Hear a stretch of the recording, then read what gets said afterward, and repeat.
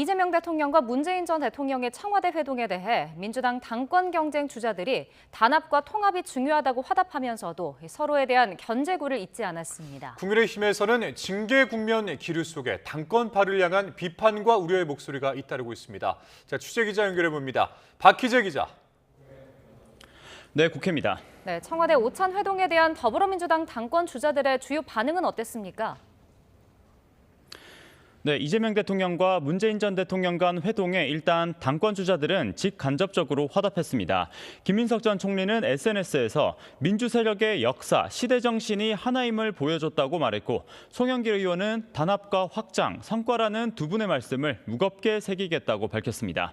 정청래 전 대표는 이원택 전북지사 취임식에서 기자들과 만나 관련 내용을 못 들었다면서도 민주당 전현직 대통령 지지자가 대통합해야 한다고 말했습니다.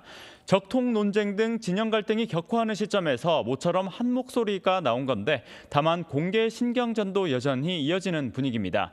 김민석 전 총리는 한 인터뷰에서 다른 리더십이 필요할 때다. 굳이 두 번 할 필요가 있느냐며 정청래 전 대표를 정조준했고, 친청계 최민희 의원은 SNS에 총리하다가 굳이 당대표를 할 필요는 있느냐고 맞받았습니다. 네, 국민의힘도 윤리위 국면을 앞두고 날선 발언들이 잇따르고 있죠. 네, 그렇습니다. 최근 장동혁 대표의 징계 언급 이후로 사실상의 반장동혁 진영이 형성돼 당권파를 겨냥한 목소리가 커지는 기류입니다.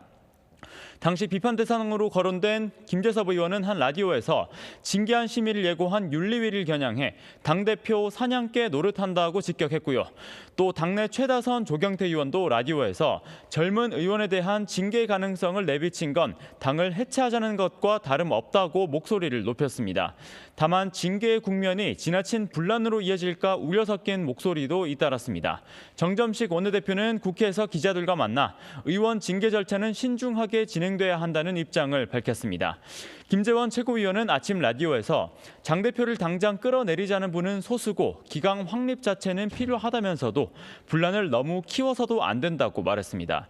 논란을 지켜보던 무소속 한동훈 의원은 기자들과 만나 연명하기 위해 어떻게든 싸우려 노이즈, 즉 소음을 만드는 것 같은데 굳이 언급하지 않겠다며 장동혁 대표를 직격했습니다. 네, 투표용지 사태 국정조사 특위 2차 기관 보고도 재개됐다고요?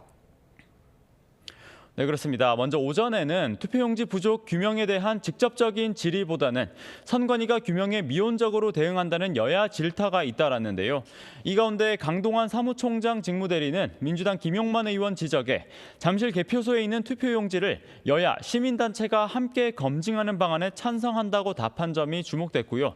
국민의힘 간사인 서범수 의원은 위철환 상임위원을 향해 거치 결정을 할 건지 따져 묻기도 했는데 위 상임위원은 현 상황에서는 무책임하다며 사실상 사퇴를 거부했습니다. 국조특위 회의가 오후에도 한창 이어지는 가운데 선관위는 오늘 특위에 올해 하반기부터 선거인수 100%를 원칙으로 투표용지를 인쇄하는 방안을 제출했습니다. 국정조사 특위는 내일 투표용지 부족 사태가 극심했던 송파구 선관위와 또 투표함과 투표용지가 보관된 올림픽공원 개표소 현장 실태 조사에 나설 계획입니다. 지금까지 국회에서 YTN 박희재입니다.